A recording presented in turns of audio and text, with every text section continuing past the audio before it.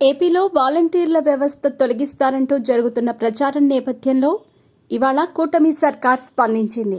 వాలంటీర్ల వాట్సాప్ గ్రూపుల్ని తొలగించాలంటూ ప్రభుత్వం జారీ చేసిన ఉత్తర్వుల్లో ఇక వాలంటీర్ల వ్యవస్థకు కూటమి సర్కార్ మంగళం పాడేస్తుందంటూ వైసీపీ చేస్తున్న ప్రచారంపై స్పందిస్తూ మంత్రి డోలా బాల వీరాంజనేయ స్వామి ఇవాళ ఓ ప్రకటన చేశారు.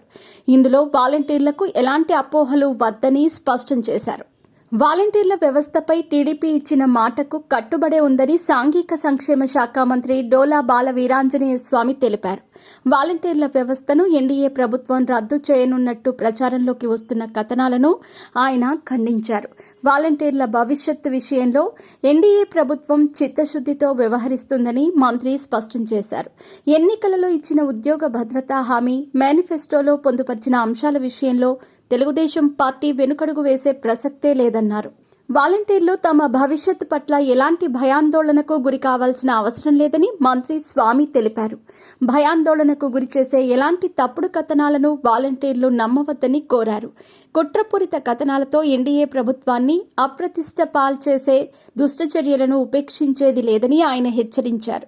ప్రభుత్వ సేవల ముసుగు వేసి వాలంటీర్ వ్యవస్థను రాజకీయంగా వాడుకున్నది వైసీపీ పాలకులేనని విమర్శించారు.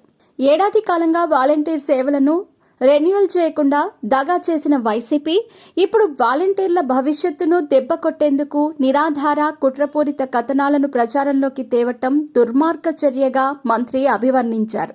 ఎన్నికల సమయంలో వైసీపీ రాజకీయ ప్రయోజనాల కోసం వాలంటీర్ల చేత బలవంతంగా రాజీనామాలు చేయించి దగా చేసిన విషయాన్ని ఆయన గుర్తు చేశారు.